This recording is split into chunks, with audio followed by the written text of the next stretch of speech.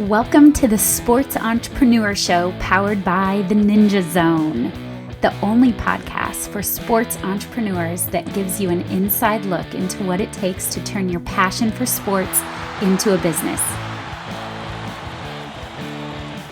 Hello everyone, I'm Scott Rudisell and welcome to the Sports Entrepreneur featuring Casey Wright and powered by the Ninja Zone.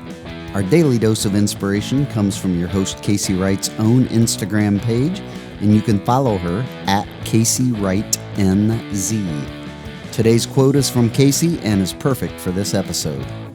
Nothing can change until the unsaid is spoken.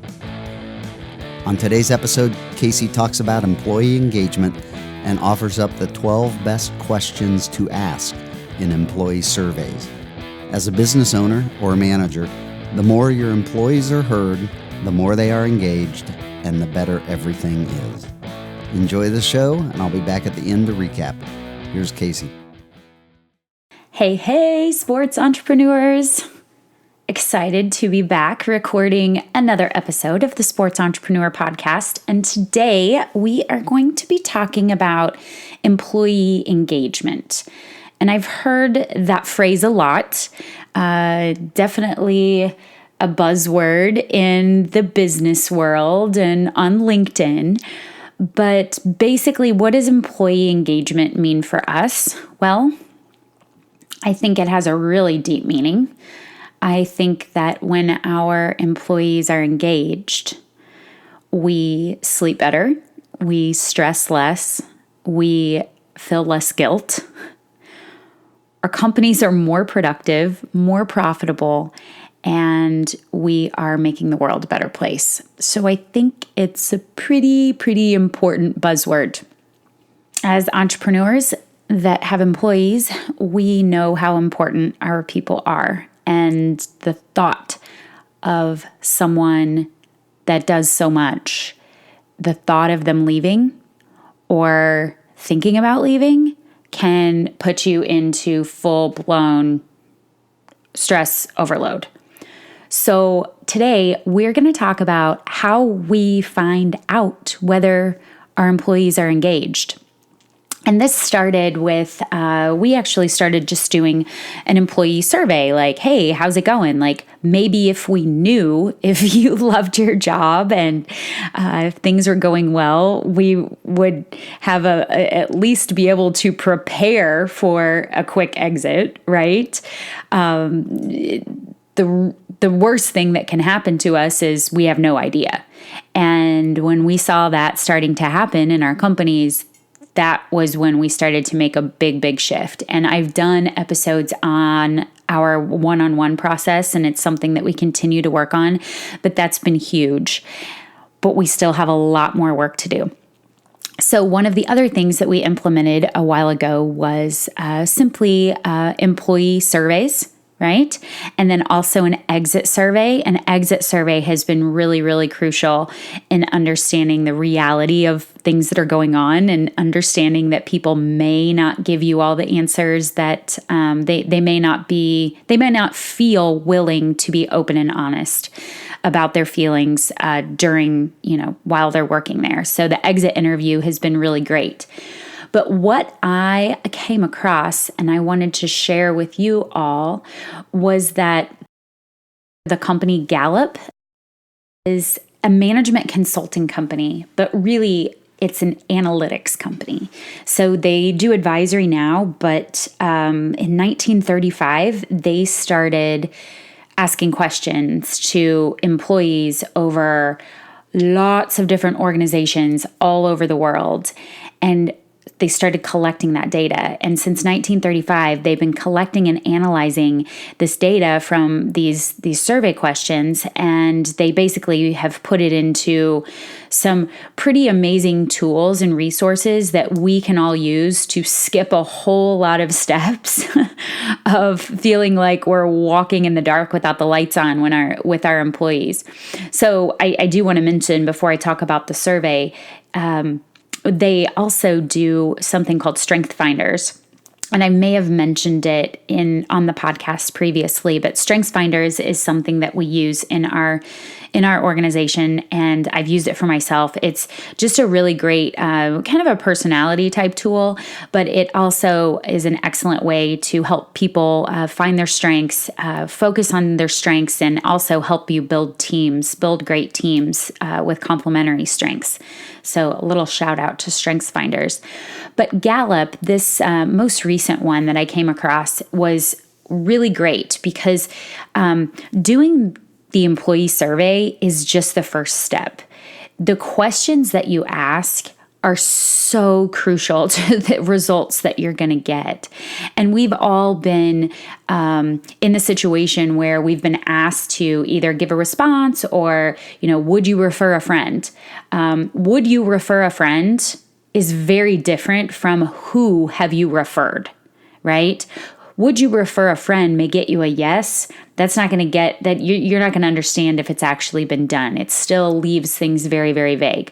So that's just an example of how picking the right question can mean everything. So I want to go through the 12 questions, and they've actually even narrowed it down to the 6 that matter most. But I'm going to go ahead and share the 12 questions with you guys. And maybe as you are planning your next employee survey, this will give you are putting together your next employee survey, or heck, maybe your first one, you can skip some steps and get right to the core issues. Questions to measure employee engagement. 1, do you know what is expected of you at work? Kind of huge, okay? If you get a no to this answer, what does that tell us? That tells us that we need to get clear on the outcomes and the expectations, right? Or we need to get clear on the training behind that. The second question, do you have the materials and equipment to do your work right? Okay, so there have been situations where we've had programs, I know, in our gyms that they couldn't do their best job because they didn't have up-to-date equipment or they didn't have the space that they needed. On the other hand, there's a lot of times where they have more than enough equipment and more than enough space, and maybe not the ingenuity or the growth tools that they can use to make the most out of what they have. Okay, so that's the second question. The third question, at work, do you have the opportunity to do what you do best every day? And I think that's a really interesting question. I still don't know what my opinion is on that, because I think a lot of times with young people, they're still learning what they do best. But I definitely think it's still a great question to ask. 4, in the last 7 days, have you received recognition or praise for doing good work? Ooh, that's a big one. And is that happening? Do you have a culture where people are praising each other? Okay, so this doesn't necessarily mean from a supervisor or what we call a direct support to someone. It could be from anyone, but have you been praised or received recognition for doing good work? Number 5, does your supervisor or someone at work seem to care about you as a person? Simple question, really, really important. If you get a no, something's got to be done. Number 6, is there someone at work who encourages your development? And this is one that we're really focusing on now, is the development. Because if someone doesn't feel like they're growing or getting better or leveling up, or heck, just playing a game, if they don't feel that, they're not going to stick around for very long. Number 7, at work, do your opinions seem to count? Do they matter? Are they being asked of you at all? Number 8, does the mission or purpose of your company make you feel like your job is important? So this brings me back to the days where we didn't really have a mission or a purpose. We weren't really all reaching towards the same thing. And I think that still exists a lot in our industry, that I think we can all do a lot of work on, right? number 9, are your associates or fellow employees committed to doing quality work? This is another thing that if you hire A players and you have great people and they leave, there's a good chance it's because they're not around other A players. Really, really important. If you have good people and you're losing good people, take a look at the accountability that you have for the people that you work with. If they're working around people that aren't giving as much and aren't committed to the same level of excellence, they're going to get frustrated and they're going to want to go find a place where people are. So again, really important. That also goes back to the question, what does success look like? And what success looks like should look a whole lot like what your mission and purpose looks like, right? Defining that in daily terms. All right, number 10, do you have a best friend at work? You want to keep somebody around? They have a best friend at work or they have a great friend at work, because that friend is going to be the person that gets them through the hard days and it's going to get them through the hard times of the company, right? We all have ebbs and flows. We have mountains and valleys. And when the company's in a valley, it's the friendships that will keep them there until you're back up to a mountain. All right. Number 11, in the last 6 months, has someone at work talked to you about your progress? About your progress, about your growth? Has someone said something like, I noticed that you're blank and you didn't used to blank. That's great. Way to go. Right? That's different than praise. That's progress. Right? Progress is you used to be here and now you're here and I've noticed it. Great stuff. Great stuff. All right. And then the last one, in the last year, have you had opportunities to learn and grow? Do you have personal or professional development in your calendar for your employees? Is there time where they can go to additional teachers trainings, additional coaching workshops, anything, any skill that they want to build? And I'm not talking about like an athletic skill here. I'm talking about just a bigger skill. So that's the final question. I hope this has been impactful, because honestly, just reading through this and doing the research, it gets me excited to go back in and talk to my people and say, hey, what do you think of these questions?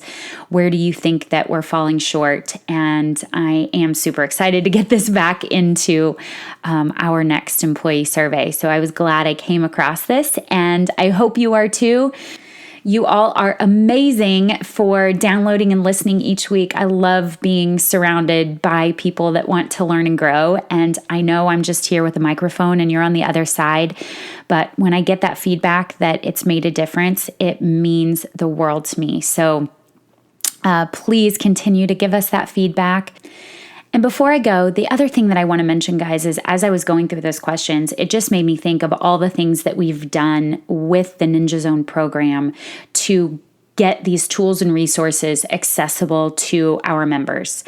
The coaching workshops, the quarterly coaching workshops just came to my mind because I'm on the text log, and I think Danny just did a coach's workshop. And it can be so impactful to keep your program fresh, just to tune in and listen to a little webinar once a quarter, right? Just once a quarter to amp things up. But anyway, I just wanted to make mention of that. And if you guys have any other questions, feedback or concerns, please let us know. I love talking to you guys, and I'll see you next week. Bye-bye. Again, it's simple. As a business owner or manager, the more your employees are heard, the more they are engaged, and the better everything is. We'll have a link to get a printout of these 12 great employee survey questions at thesportsentrepreneur.com. And if you're already signed up for our mailing list, you've already gotten the link emailed directly to you. All right, that's it from us. We really hope you are enjoying the Sports Entrepreneur podcast so far. Each week, we try to give you helpful information about business that you can apply as you grow in and within your own company, no matter your position. And if you go to thesportsentrepreneur.com right now, you can sign up for our email list. Get that printout of these questions and be notified every time a new episode goes live, and we'll also automatically send you any bonus content that we produce each week so that you don't have to go and find it. Good stuff, right? And if you have any feedback or comments, please share them by commenting on our website or by emailing us at podcast@theninjazone.com. Like what you hear?